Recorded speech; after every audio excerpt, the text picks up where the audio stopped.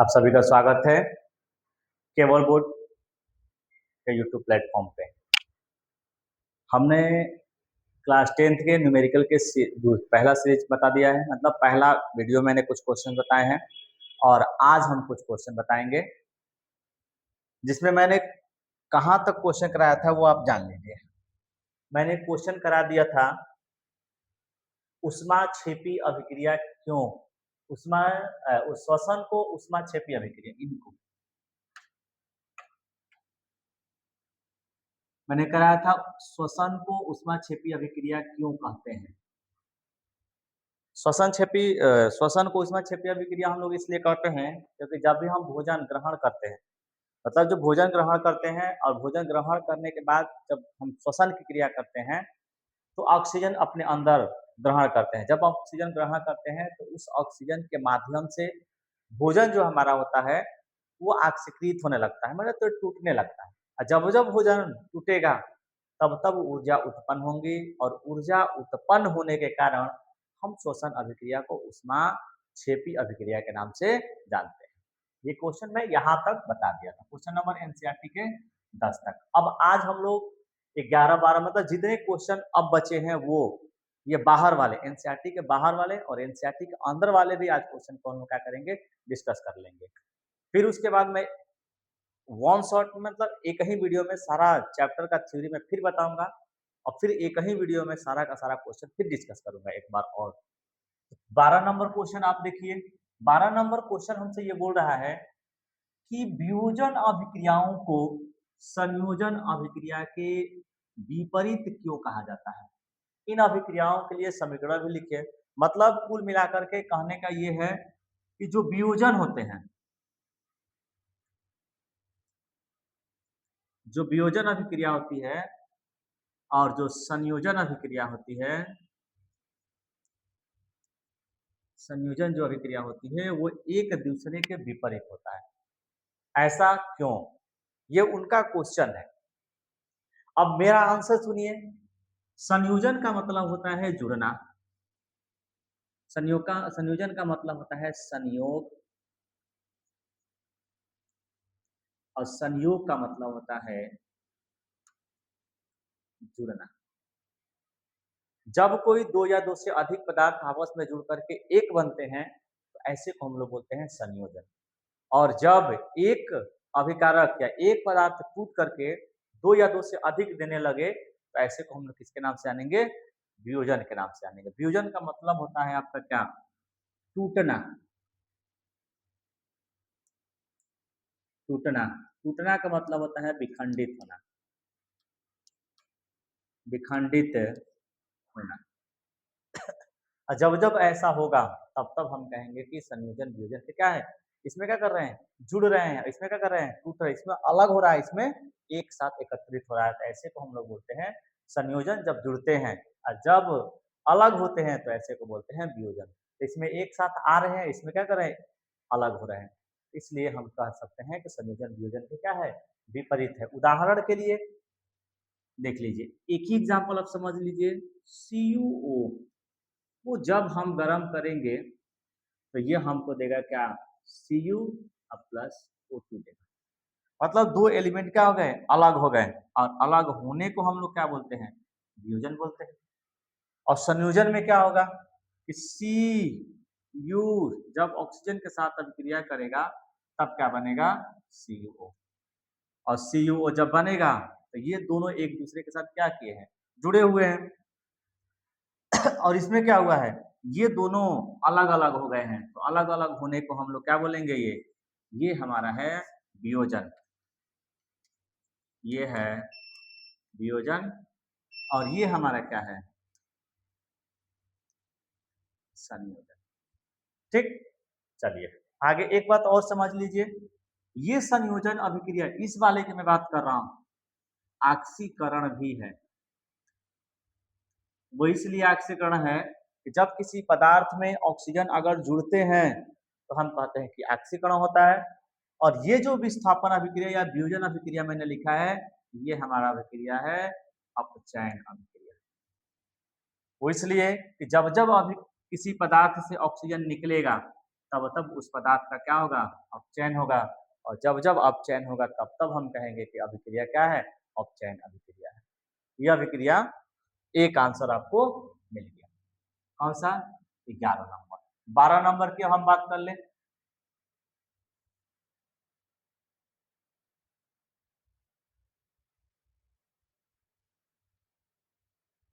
चलिए 12 नंबर की बात किया जाए।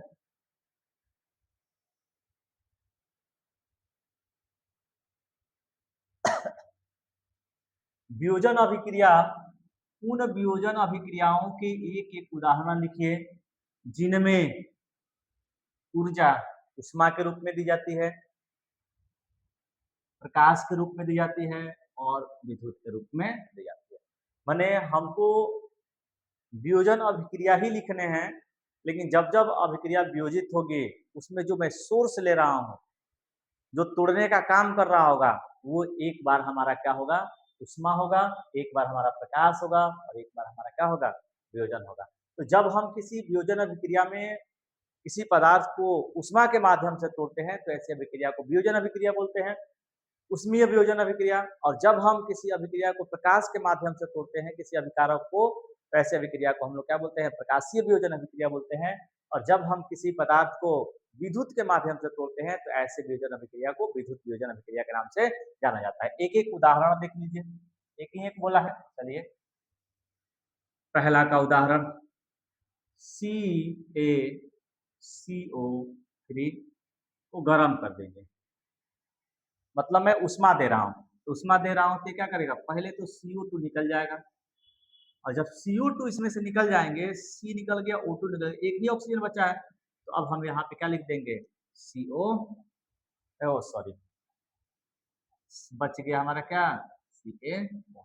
मतलब ये जो मैंने वियोजन अभिक्रिया लिखा है वो हमने लिखा है किसकी वजह से, उष्मा के रूप में मैंने तोड़ा है। देख लीजिए उष्मा बोला है, एक उदाहरण हो गए। और आप उदाहरण लिख सकते हैं CaOH के ट्वाइस, इसका नाम है बुझा हुआ चूना, इसका नाम है कैल्शियम कार्बोनेट, इसको बोल सकते हैं कैल्शियम हाइड्रोक्साइड। जब जब हम गर्म करेंगे इसमें से जल वाष्प के रूप में निकल जाएगा। जब वाष्प के रूप में निकलेगा तो अब बताइए, यहाँ पे 2 हाइड्रोजन और 2 ऑक्सीजन है, तो 2 तो हाइड्रोजन निकल गया और एक इसमें से ऑक्सीजन निकला, तो एक यहाँ पे लिखा गया। अब बचे क्या यहाँ पे, सी, और यहाँ पे एक ऑक्सीजन बचा है, हम लिख सकते हैं क्या चीज, Ca। ये हमारी कौन सी अभिक्रिया है, उष्मीय वियोजन अभिक्रिया। दूसरा नंबर देखिए, दूसरा नंबर हमसे क्या बोल रहा है, आपको जो भी ऊर्जा देना है अब वो किस रूप में देना है, प्रकाश के रूप में ऊर्जा दे करके अभिक्रिया को वियोजित करना है। तो देखा जाए, एक आपका है AgCl, ये सिलेबस में है आपके। अगर मैं सूर्य के प्रकाश दिया और सूर्य के प्रकाश की उपस्थिति में मैंने इनको रखा, तो ये AgCl सिल्वर जो क्लोराइड होते हैं वो टूट करके अलग होना शुरू हो जाएगा। तो अलग होना शुरू हो जाएगा तो बनेगा क्या, Ag, और फिर बनेगा क्या, Cl2। वो इसलिए Cl में कन्वर्ट हो जाएगा क्योंकि Cl अधिक सक्रिय होने के कारण वो डाइमर फॉर्म में बनने लगता है, मतलब द्विगुलक बनने लगता है। तो यहाँ पे संतुलित करने के लिए 2 से गुणा कर दीजिए।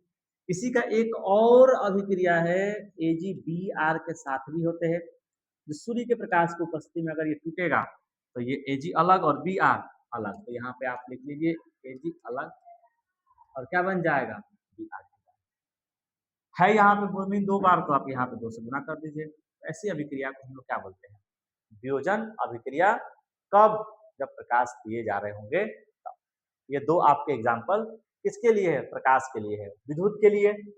तो विद्युत का मतलब आप समझिए कि जब हम किसी अभिकारक या किसी पदार्थ को तोड़ने के लिए हम विद्युत धारा का उपयोग करें, किसका, विद्युत धारा का उपयोग करें, तो ऐसे वियोजन अभिक्रिया को हम लोग विद्युत वियोजन अभिक्रिया के नाम से जानते हैं। अब देखिए इसमें हो क्या रहा है, जब हम HCl का विलयन लेंगे तो एक बनेगा H प्लस और Cl, और आप विद्युत धारा का प्रवाह करेंगे तो आप 2 ठो इलेक्ट्रोड का उपयोग करेंगे, जिसमें एक पॉजिटिव होगा और एक पॉजिटिव वाले को हम लोग बोलते हैं एनोड,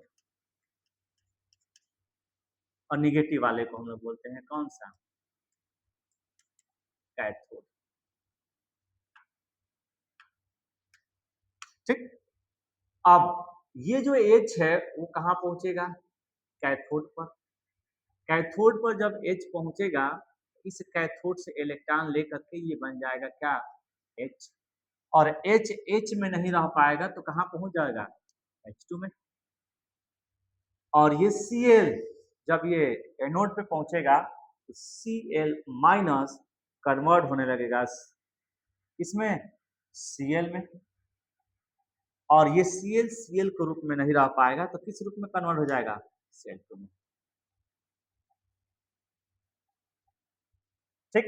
तो ये दो हमको उत्पाद मिले, एक मिला हमको H2 गैस और एक मिला हमको कौन सा? Cl2 gas.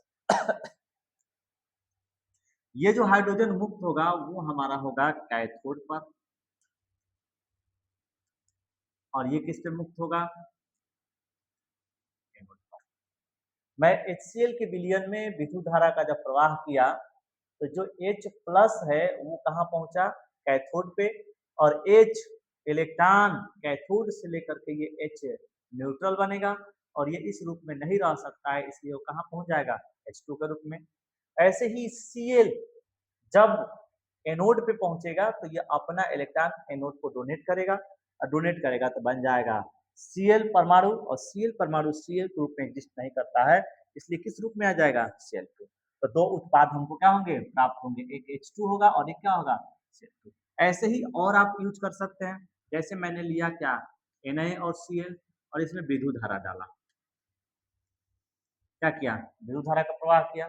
जब विद्युत धारा का प्रवाह करेंगे तो जलीय विलयन होना चाहिए, तो ये Na प्लस और Cl, तो ये Na कन्वर्ट हो जाएगा किसमें? Na में। और ये Cl किसमें कन्वर्ट हो जाएगा? Cl2। हाँ, ये मैंने Na2 इसलिए नहीं लिखा है क्योंकि Na जो धातु होते हैं वो धातु सॉलिड फॉर्म में होते हैं और इलेक्ट्रॉन लेने के बाद वो न्यूट्रल हो जाते हैं, वो डाइमर फॉर्म में नहीं पाए जाते हैं, इसलिए हम सोडियम को किस रूप में नहीं लिखे? Na2 के रूप में नहीं लिख पाए। अब यहाँ पे बनेगा क्या? Na बनेगा और एक पे Cl2। यहाँ पे 2 से आप गुणा कर लीजिए, यहाँ पे इस तरीके से हम आप क्या कर सकते हैं? 13-12 नंबर हमारा क्वेश्चन कंप्लीट हुआ। अब आइए 13 नंबर पे। 13 नंबर बोल रहा है कि विस्थापन एवं द्विविस्थापन अभिक्रिया में क्या अंतर? इन अभिक्रियाओं के लिए आपको समीकरण लिखना है। तो सबसे पहले तो ये कि विस्थापन अभिक्रिया का मतलब ये होता है कि ऐसी अभिक्रिया जिसमें एक अधिक सक्रिय तत्व दूसरे तत्वों को क्या कर देते हैं? हटा देता है, तो ऐसे अभिक्रिया को हम लोग क्या बोलते हैं? विस्थापन अभिक्रिया।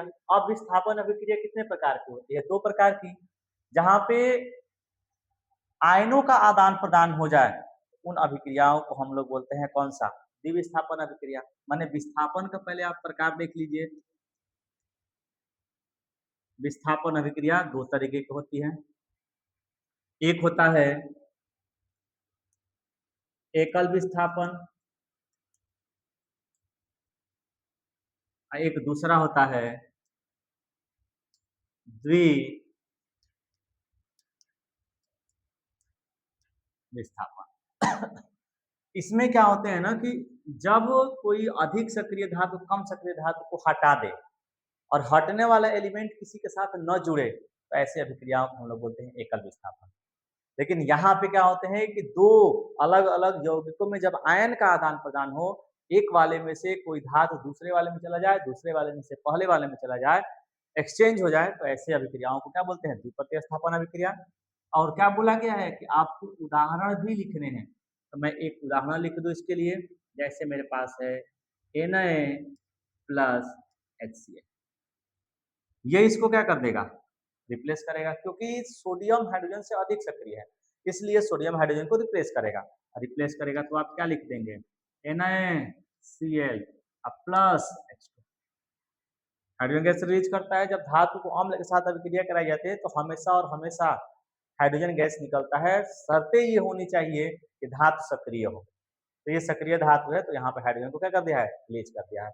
ये बताइए कि निकलने वाला जो हाइड्रोजन है किसी अन्य एलिमेंट के साथ जुड़ा है क्या? सिंगल रह गया है, इसलिए मैंने क्या बोला कि ये एकल प्रतिस्थापन अभिक्रिया है। द्विविस्थापन अभिक्रिया में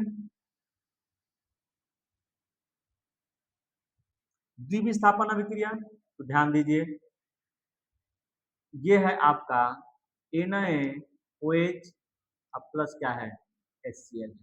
ये है हमारा क्षार और ये हमारा है क्या अम्ल। जब अम्ल को क्षार के साथ अभिक्रिया कराई जाती है तो लवण प्लस जल बनते हैं। अब ध्यान दीजिए इसमें ये आएगा प्लस, ये आएगा माइनस, ये आएगा प्लस और ये क्या देगा, तो ये अधिक है सक्रिय तो ये इसको रिप्लेस कर देगा, तो रिप्लेस करेगा तो बनेगा क्या NaCl प्लस, ये H कहाँ पहुंचेगा यहाँ पहुंचेगा, तो प्लस में हम लिख सकते हैं HOH, इसी को हम लोग क्या बोलते हैं H2। ऐसी अभिक्रियाओं को हम लोग किसके नाम जानेंगे, द्विविस्थापन अभिक्रिया के नाम से जाना जाता है। चलिए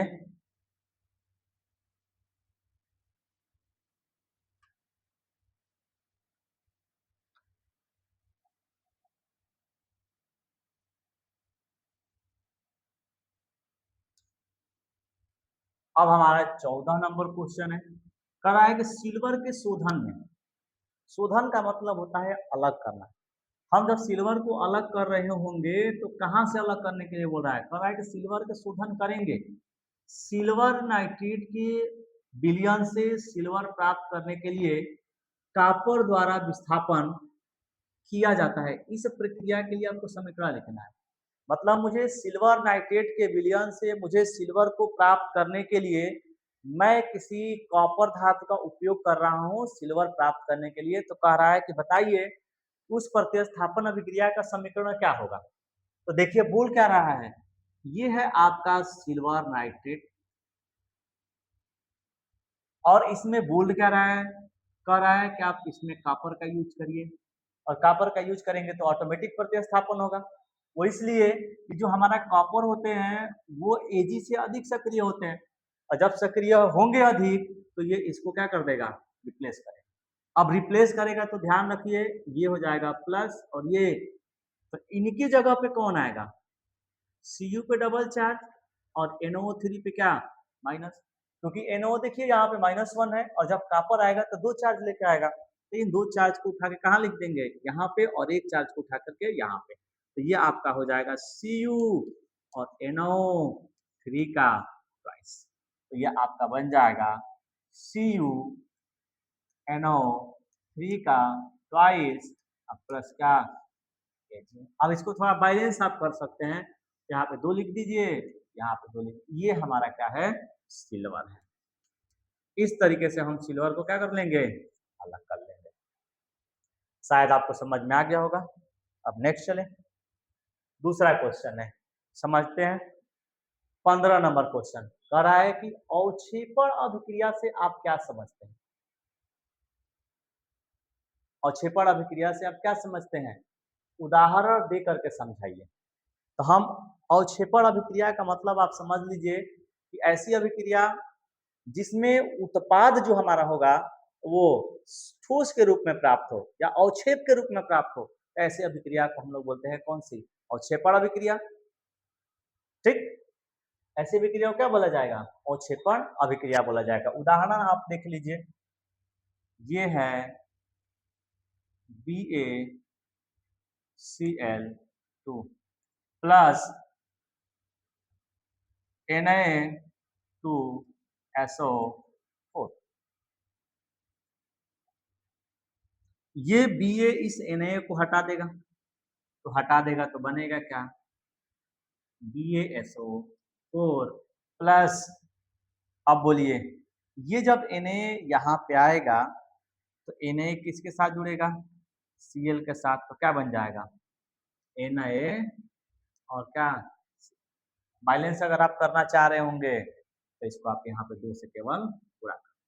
ये जो हमारा BaSO4 है ना, ये हमारा क्या है अवक्षेप है, इसी को बोलते हैं PPT प्रिसिपिटेट। जिन अभिक्रियाओं में अगर हमारा अवक्षेप प्राप्त होते हैं सॉलिड के रूप में तो ऐसे अभिक्रियाओं को हम लोग बोलते हैं अवक्षेपण अभिक्रिया। ठीक, ये अभिक्रियाएं आपकी 15 नंबर क्वेश्चन। 16 नंबर आपसे क्वेश्चन पूछा जा रहा है कि ऑक्सीजन के योग या ह्रास के आधार पर निम्न पदों की व्याख्या कीजिए और सभी का दो दो उदाहरण देना है। मतलब आपका बोल रहा है उपचयन। हाँ, क्या बोल रहा है आपसे?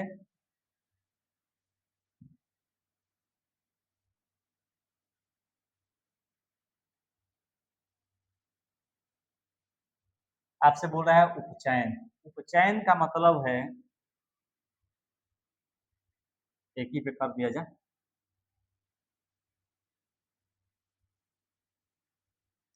उपचयन। उपचयन का मतलब क्या? आक्सी। ठीक। तो क्या लिख सकते हैं कि वे पदार्थ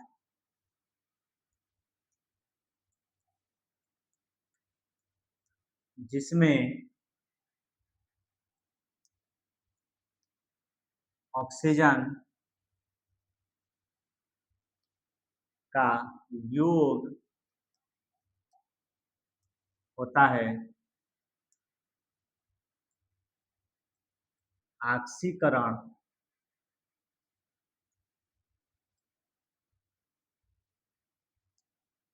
कहलाता है। जिसमें जिसमें ऑक्सीजन का योग होगा हम कहेंगे कि वह अभिक्रिया कौन सी है? ऑक्सीकरण है।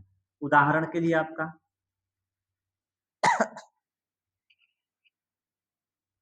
सी प्लस O2, ये बनेगा कौन सा? Cu। किसी पदार्थ में ऑक्सीजन का जुड़ना ऑक्सीकरण कहलाएगा। ऐसे ही सी में O2 जोड़ दो तो बन जाएगा कौन सा? CO। क्या बनेंगे? CO2। किसी पदार्थ में ऑक्सीजन के जुड़ने को ही हम लोग क्या बोलते हैं? ऑक्सीकरण। तो ये ऑक्सीजन के योग के आधार पे। अब दूसरा क्या बोल रहा है? ऑक्सीजन के योग और ह्रास के आधार पर अपचयन और ऑक्सीकरण को समझाना है। तो जब जब ऑक्सीजन का योग होगा तब तब हमारा ऑक्सीकरण होगा। जब जब हमारा ऑक्सीजन निकलेंगे तब तब हम कहेंगे कि हमारा क्या हो रहा है? अपचयन हो रहा है। तो आप इसको रिवर्स लिख सकते हैं, अपचयन। चलिए लिख रहा हूं।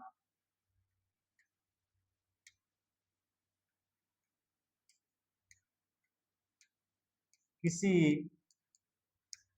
पदार्थ में से ऑक्सीजन का निकलना अपचयन कहलाता है। इसी को गर्म कर दीजिए, CuO को गर्म कर दीजिए। जब हम गर्म करेंगे तो बनेगा क्या? Cu plus O2। 2 टाइम्स यहाँ पे लिख दीजिए। जब जब किसी पदार्थ से ऑक्सीजन निकलेगा तब तब हम कहेंगे कि उसका क्या हो रहा है? अपचयन हो रहा है। और भी लिख लीजिए। ठीक। MgNA2O को गर्म कर दीजिए तो बनेगा कौन सा? Na plus O2। यहाँ पे 4। जब किसी पदार्थ से ऑक्सीजन निकले तो हम कहेंगे कि क्या हो रहा है? अपचयन हो रहा है। मतलब ऑक्सीजन के जुड़ने को ऑक्सीकरण और ऑक्सीजन को निकलने को क्या बोलेंगे? अपचयन बोलेंगे। आपको ध्यान रखना है। नेक्स्ट क्वेश्चन हमारा, चलिए।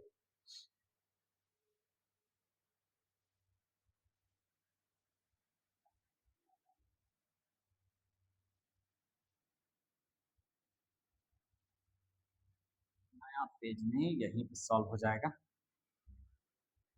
चलिए करा नेक्स्ट।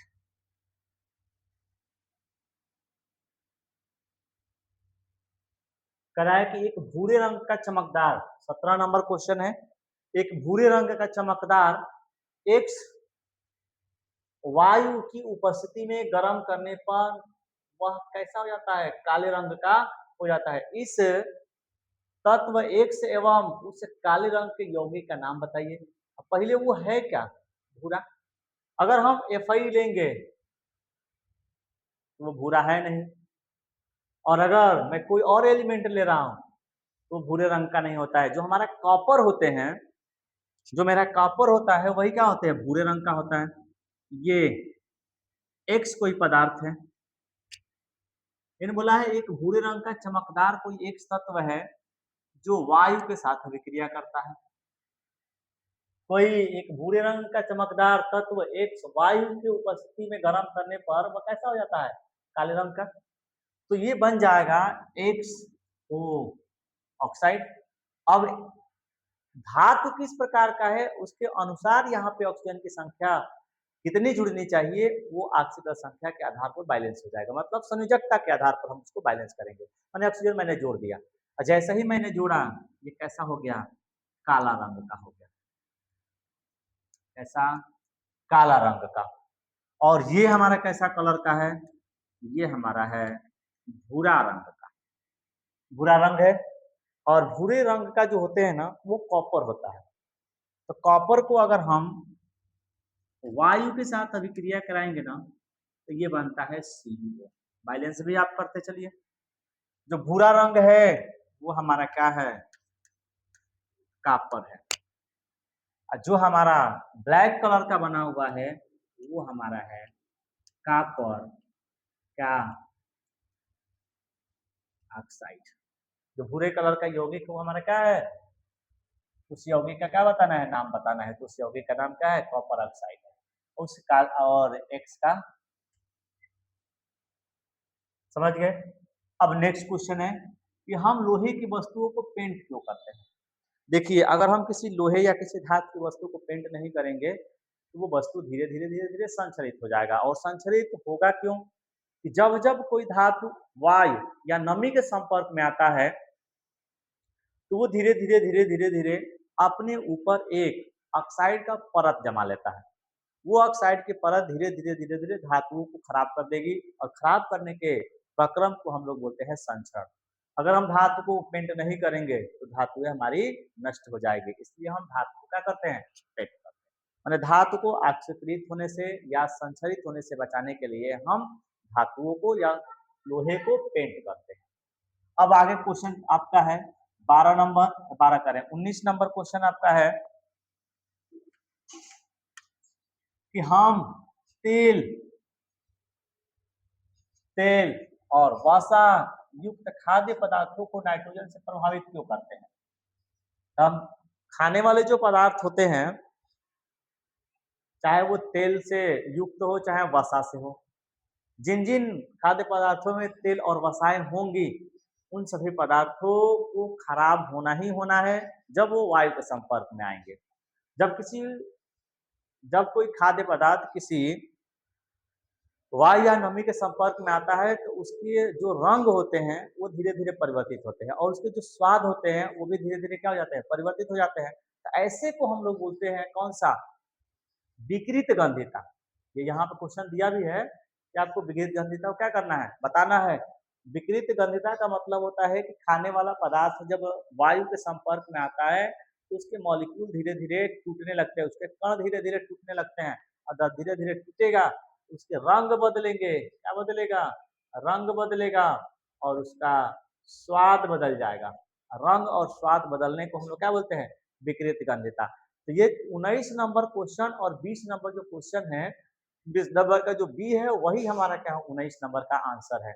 19 नंबर में बोला है क्यों प्रभावित करते हैं, तो इसको संक्षरित विकृत गंधिता से बचाने के लिए हम किसी तेल या वसा युक्त खाद्य पदार्थों को नाइट्रोजन से प्रभावित करते हैं। जैसे चिप्स वगैरह हो तो चिप्स वगैरह, चिप्स के जो पैकेट होता है उसमें जब चिप्स डाला जाता है तो नाइट्रोजन गैस उसमें भर दिया जाता है। वो इसलिए कि वायु के संपर्क में अगर खाने वाले पदार्थ आएंगे तो धीरे धीरे क्या हो जाएंगे, खराब हो जाएंगे। और खराब होने से बचाने के लिए उसमें N2 गैस भरी गई है। और जो पैकेट होता है उस पैकेट को आप 1 2 3 महीने के लिए भी रख करके उस मटेरियल को निकाल के खाएंगे तो वो स्वाद में कोई परिवर्तन नहीं आएगा। लेकिन वही अगर हम अपने घर पे किसी मटेरियल को बना रहे हैं और किसी पॉलीथीन वगैरह में रख दे और नाइट्रोजन से युक्त ना करे तो 2 या 4 दिन के बाद वो हमारी मटेरियल क्या हो जाएगी, खराब हो जाएगा और उसके रंग भी बदल जाएंगे और स्वाद भी बदल जाएंगे। इसलिए हमें क्या करना होगा, कोई भी खाद्य पदार्थ हो उसमें नाइट्रोजन से युक्त कर देना है। यानी खराब होने से बचाने के लिए मुझे क्या करना होगा, नाइट्रोजन गैस से युक्त करना होगा। भोजन का सड़ना, उदाहरण है किसका? विकिरण गंधिता का। अब बोले संक्षारण क्या है? तो संक्षारण जो है वो 18 नंबर क्वेश्चन है और विकिरण गंधिता है जो 19 नंबर क्वेश्चन है। संक्षारण का मतलब होता है धातुओं का नमी या वायु के संपर्क में आकर धीरे-धीरे खराब होने के प्रक्रम को हम लोग क्या बोलेंगे? संक्षरण। जैसे लोहे पे जंग लगना, एल्युमिनियम पे हरा परत जमना या सिल्वर या गोल्ड पे ब्लैक कलर का ऑक्साइड जम जाना हमारा संक्षारण के उदाहरण है। ये जो अभी 20 नंबर का क्वेश्चन हुआ, ये हमारा एनसीईआरटी के जो पीछे पेज पे दिया हुआ क्वेश्चन है, वो है। अब हम क्वेश्चन जो करने वाले हैं वो हमारा एनसीईआरटी किताब के बीच वाले क्वेश्चन है, उसको भी हम लोग क्या कर ले? सॉल्व कर ले। पहला क्वेश्चन करा है कि खाद्य पदार्थ एक्स खाद्य कर है, किसी पदार्थ एक्स के विलयन का उपयोग सफेदी करने के लिए किया जाता है। कोई एक्स पदार्थ है जिसका यूज हम लोग क्या करेंगे? उसके विलयन माने उसमें पानी मिला करके जो विलयन बनाएंगे उसका उपयोग हम किसके लिए? सफेदी करने के लिए। सफेदी का मतलब कि घर का पुताई करने के लिए, पेंट करने के लिए करते हैं। तो कह रहा है कि एक्स का नाम बताइए और इसका सूत्र बताइए। पहला कि उस एक्स पदार्थ का नाम क्या है जो विलयन बनाने से पहले मेरे पास था। दूसरा बोल रहा है कि उसका सूत्र बताइए। लास्ट तीसरा बोल रहा है कि जो मैंने ऊपर वाला आपसे क्वेश्चन पूछा है उस क्वेश्चन में एक्स की जल के साथ जो अभिक्रिया करा के विलयन बना रहे हैं उसका आपको समीकरण लिखना है। तो सबसे पहले मेरे पास एक एक्स पदार्थ है जो कैसा है, इसका उपयोग जब हम विलयन बना लेंगे, पानी इसमें डाल लेंगे, ये जो हमारे पास एक्स जलीय बनेगा, एक्स जलीय जो बनेगा विलयन, ये जो मेरा विलयन क्या कर रहा है? बन रहा है। इसका उपयोग हम लोग कहाँ करते हैं? सफेदी में करते हैं, माने घर की पुताई करने में। और सब जानता है कि घर की पुताई करने के लिए हम चूने का उपयोग करते हैं, बिना बूझे चूने का उपयोग आराम से करते हैं। तो यहाँ पे हम क्या लिख सकते हैं? बिना बूझा चूना का आपका फॉर्मूला होता है CaO और जल डालेंगे इसमें, और जब हम जल डालते हैं तो ये देता है हमारा CaOH का प्राइस। ये है हमारा कौन सा? विलयन। और इस विलयन का नाम क्या है? क्या नाम है? Calcium hydroxide. और इसका क्या नाम है?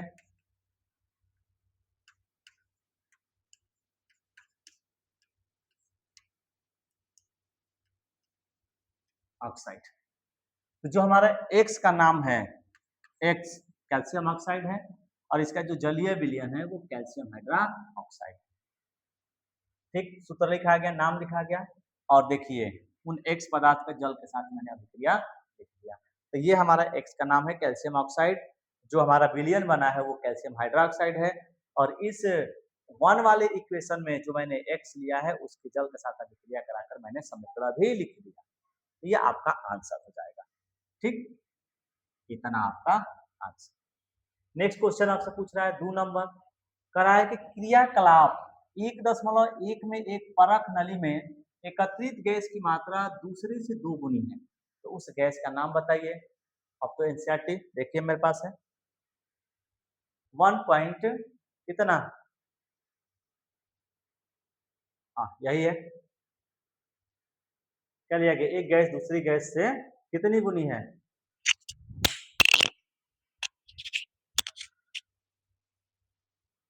ठीक है, एक गैस दूसरी गैस से हमारे पास 2 गुनी है। तो एक प्लास्टिक के मग में, पीछे चला जाए, ठीक, एक परख नली में एकत्रित गैस की मात्रा दूसरी से क्या है?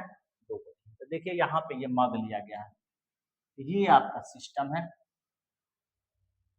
तो जो हमारा मग में लिया गया है वो हमारा जल है, और जल में क्या किया जा रहा है? विद्युत धारा का प्रवाह किया जा रहा है। जब जब हम विद्युत धारा का प्रवाह करेंगे H प्लस देगा और O देगा डबल माइनस।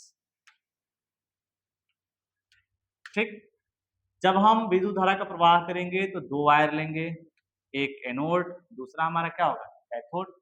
तो ये जो ऑक्सीजन होगा वो एनोड पे मुक्त हो जाएगा और बन जाएगा क्या, O2।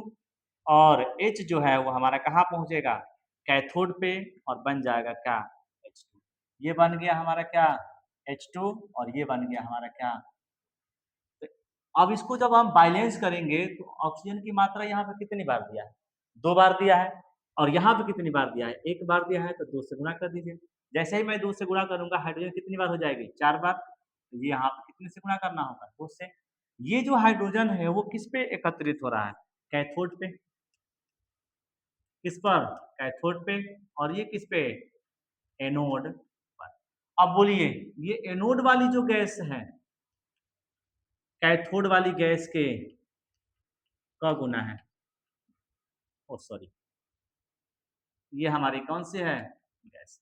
तो इस कैथोड पे जो गैस एकत्रित हुआ है वो वाली गैस एनोड पे जो गैस एकत्रित हुई है उससे कितनी गुना है, तो 2 गुना वाली गैस क्या है, तो लिखेंगे क्या, 2 गुना वाली गैस कौन सी है, H2।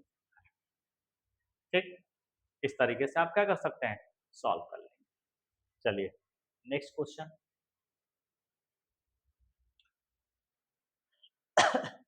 कह रहा है कि जब लोहे की कील को कॉपर सल्फेट के विलयन में डुबोया जाता है तो विलयन का रंग बदल जाता है क्यों।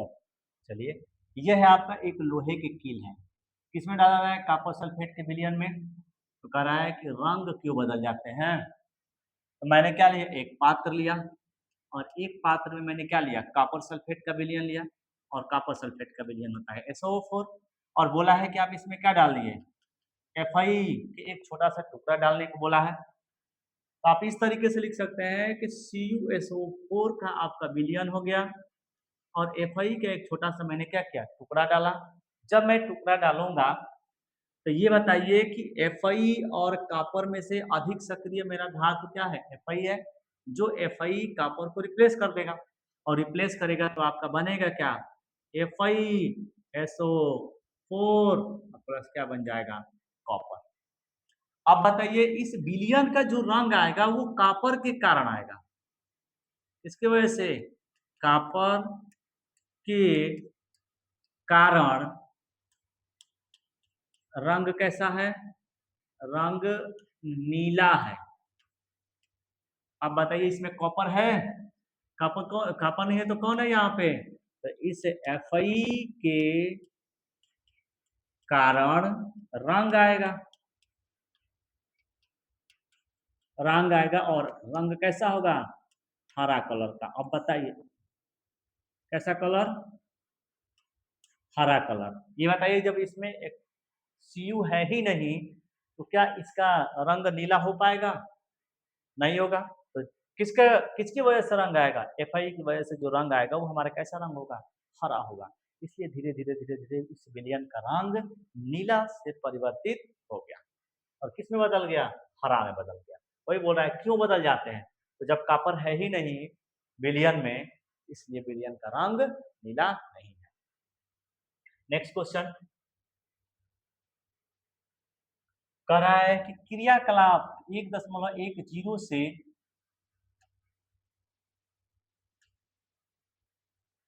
ठीक तो था, 1.7 सही था। अब क्वेश्चन बोला है कि क्रियाकलाप 1.01 से भिन्न विस्थापन अभिक्रियाओं का एक उदाहरण दीजिए। तो क्रियाकलाप आप देख लीजिए, ये है आपका क्रियाकलाप कौन सा, 1.10 देख लीजिए, एक विस्थापन अभिक्रिया का क्रियाकलाप 1.1। एक परख नली में सोडियम सल्फेट लेते हैं, अन्य परख नली में बेरियम क्लोराइड लेते हैं, सोडियम सल्फेट मतलब लेते हैं Na2SO4 लेते हैं, और एक परख नली में लेते हैं कौन सा, बेरियम क्लोराइड लेते हैं। तो बनते क्या है, कह रहा है कि क्या बनता है, तो ये इसको रिप्लेस करेगा तो बनेगा क्या, BaSO4, और फिर बनेगा कौन सा, NaCl। ये बनता है इस क्रियाकलाप में। कह रहा है कि इसको उदाहरण आपको नहीं देना है, एक नया उदाहरण आपको क्या करने हैं, देने होंगे द्विविस्थापन अभिक्रिया के।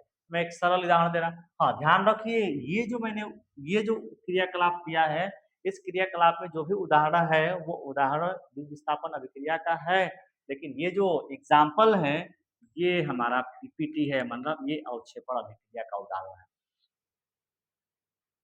चलिए ये देख लीजिए, Na2SO4 BaSO4 BS क्या बन गया, BaCl2 BaSO4 2NaCl। इस उदाहरण को छोड़ करके एक नया उदाहरण देना है। देखिए मेरे पास उदाहरण है KOH प्लस HCl। बोलिए ये क्या, इसको जब हटा देगा तो बनेगा क्या, KCl प्लस क्या बन जाएगा, H2 बन जाएगा। ये भी द्विविस्थापन अभिक्रिया का उदाहरण है। चलिए पीछे चला जाए। अब हमसे एक और क्वेश्चन पूछा जा रहा है, उसको मैं यहीं पे सॉल्व करूंगा, पेज लेने की मुझे जरूरत नहीं, इसी में हो जाएगा। आइए लिखा है यहाँ पे कि Na 4 बार है और ये O2 है, बन गया क्या 2Na2O। ये पहला नंबर है। दूसरा नंबर CuO प्लस सॉरी बनेगा आपका क्या Cu प्लस। हमसे पूछा है निम्न अभिक्रियाओं में उपचयित और अपचयित। अपचयित का मतलब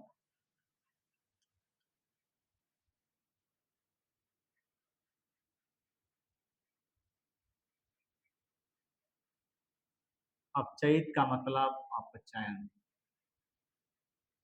ठीक। और उपचयित का मतलब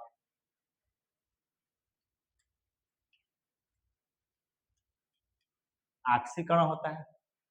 उपचयित का मतलब क्या, अपचयन, और अपचयित का मतलब होता है, उपचयित का मतलब आक्सीकरण। मतलब मुझे इसमें किसका आक्सीकरण और किसका अपचयन हो रहा है, उन पदार्थों को मुझे सेलेक्ट करना है। तो देखिए किसी पदार्थ में ऑक्सीजन का जुड़ जाना क्या कहलाएगा, आक्सीकरण। माने सोडियम का क्या हो रहा है, सोडियम उपचयित हो रही है, ओ सॉरी उपचयित लिखा है यहाँ पे, कौन सा, सॉरी उपचयित। तो सोडियम का क्या हो रहा है, सोडियम उपचयित हो रही है, क्या हो रही है, सोडियम उपचयित हो रही है। अब इसमें आइए, इसमें से ऑक्सीजन निकल कर किसमें जुड़ रहा है, हाइड्रोजन में जुड़ रहा है। तो इस कॉपर का यहाँ से यहाँ पहुंचना क्या हो रहा है, अपचयन। अपचयन का मतलब हो जाता है क्या, अपचयित। अपचयित हो रहा है। और किसी पदार्थ में ऑक्सीजन का जुड़ना, तो हाइड्रोजन का यहाँ से यहाँ पहुंचना क्या हो रहा है, हमारा आक्सीकरण। और आक्सीकरण को हम लोग क्या बोलते हैं, उपचयित, ठीक। इस तरीके से हम क्वेश्चन, सोडियम हमारा क्या हो रहा है, सोडियम का हमारा हो रहा है उपचयन, मतलब उपचयित हो रही है, हाइड्रोजन उपचयित हो रही है, और CuO क्या हो रहा है, अपचयित हो रहा है। नेक्स्ट और भी क्वेश्चन होंगे, चलिए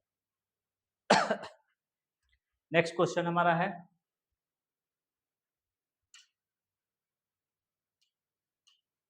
करा है कि वायु में जलाने से पहले, वायु में जलाने से पहले मैग्नीशियम रिबन को साफ क्यों किया जाता है, मैग्नीशियम रिबन को साफ क्यों किया जाता है। देखिए यहाँ पे एनसीईआरटी का क्रियाकलाप में करा है कि ध्यान दीजिए, जिसमें एक चमकदार ज्वाला साथ मैग्नीशियम रिबन का वायु ऑक्सीजन में दहन होता है तथा यह श्वेत पदार्थ मैग्नीशियम ऑक्साइड में परिवर्तित हो जाता है। इस अभिक्रिया में मैग्नीशियम का उपचयन होता है, छोड़िए उससे मतलब नहीं है, ध्यान रखिए। इधर चलिए, आप मेरे पास एक मैग्नीशियम का रिबन है, पीता है। कह रहा है कि इसको जलाने से पहले आपको इसको साफ करना होगा। ये समझिए कि जलाने से पहले या रिबन को जलाने से पहले हम साफ इसलिए करेंगे कि जो मैग्नीशियम होती है वो सक्रिय धातु होती है। क्या होती है? सक्रिय धातु होती है। और वायु के संपर्क में जब आएगा, वायु के संपर्क में जब आएगा तो इसके ऊपर क्या हो जाएंगे? लेयर जम जाएगा। ऐसा लेयर जम जाएगा। और इसको जलाने से पहले हमें उस लेयर को क्या करना होगा? साफ करना होगा। इसको ऊपरे वाली परत को जब तक मैं नहीं हटाऊंगा तब तक तब तक क्या मैग्नीशियम वायु में जल पाएगी? इस परत की वजह से मैग्नीशियम वायु में नहीं जलती है। इसलिए मैग्नीशियम के रिबन को जलाने से पहले उसको घिस घिस करके साफ करना आवश्यक होता है। अगर साफ नहीं करेंगे तो मैग्नीशियम को आप नहीं जला पाएंगे, क्योंकि अधिक सक्रिय होने की वजह से उसके ऊपर एक ऑक्साइड का लेयर जम जाएगा।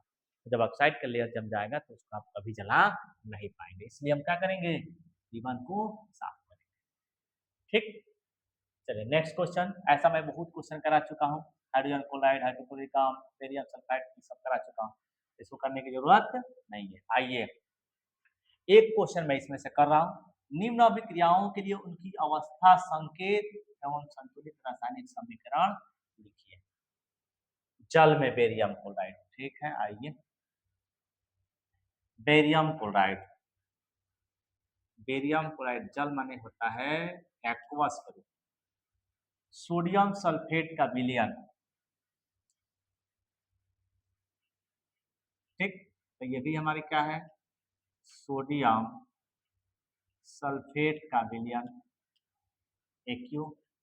जब दोनों अभिक्रिया किया है, देखिए बेरियम क्लोराइड, ये बन गया बेरियम क्लोराइड। सोडियम सल्फेट, तो ये बन गया sodium sulphate.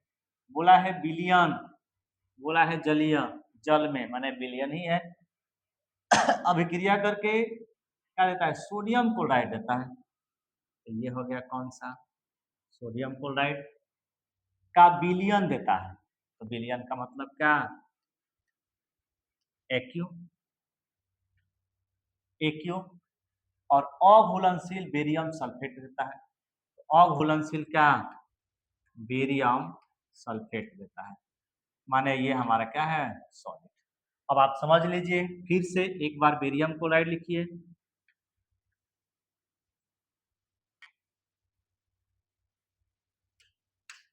Barium chloride BaCl किसके साथ अभिक्रिया कर रहा है? सोडियम सल्फेट के साथ। होता है Na2SO4। अभिक्रिया किया तो बना सोडियम क्लोराइड प्लस बना क्या? अघुलनशील बेरियम सल्फेट। तो लिख दीजिए यहाँ पे क्या बनेगा? बेरियम। अब इनकी स्टेटमेंट पर ध्यान रखिए। कह रहा है कि जलीय, जल में बेरियम क्लोराइड, जल में का माने का? एक्वस। बोला है ना अवस्था लिखिए, अवस्था संकेत को भी क्या करिए? दर्शाइए। पहले इनकी अवस्था लिख ले, फिर हम इसको संतुलित करेंगे। तो अवस्था कितनी? जलीय का माने एक्यू। विलयन भी बोलेगा तो हम क्या लिख देंगे? एक्यू लिखेंगे। अब बोला है सोडियम क्लोराइड कैसा है? विलयन ही है, तो ये भी हमारा क्या हो जाएगा? एक्वस होगा। और हमसे बोला है कि बेरियम सल्फेट है, बेरियम सल्फेट का माने क्या? सॉलिड रूप में दिया है, लिख लीजिए। अवक्षेप बनते हैं, अघुलनशील अवक्षेप का मतलब सॉलिड होगा। तो ये जो हमारा इक्वेशन है, ये हमारा इनकी अवस्था के साथ अभी मैंने लिखा है। अब मैं इसको क्या कर दूंगा? संतुलित करूंगा मैं। तो ये बताइए, यहाँ पे क्लोरीन 2 बार है और यहाँ पे क्लोरीन कितनी बार है? 1 बार है, तो 2 से गुणा करिए। और सोडियम यहाँ पे 2 बार है, तो देखिए सोडियम 2 बार हो गया। SO4, SO4 एक बार, Ba एक बार, Ba एक बार, सब कुछ क्या है? बराबर है। तो इस तरीके से आपको दूसरे नंबर पर क्या कर लेना होगा? सॉल्व कर लेना होगा। इस तरीके से क्वेश्चन हमारे थ्योरी के साथ साथ सारा क्वेश्चन एनसीईआरटी के कंप्लीट हो चुके हैं। अगर आपको सेशन अच्छा लग रहा होगा तो लाइक करिए, सब्सक्राइब करिए, सपोर्ट करिए और फिर मिलते हैं नए चैप्टर के साथ। तब तक के लिए जय हिंद।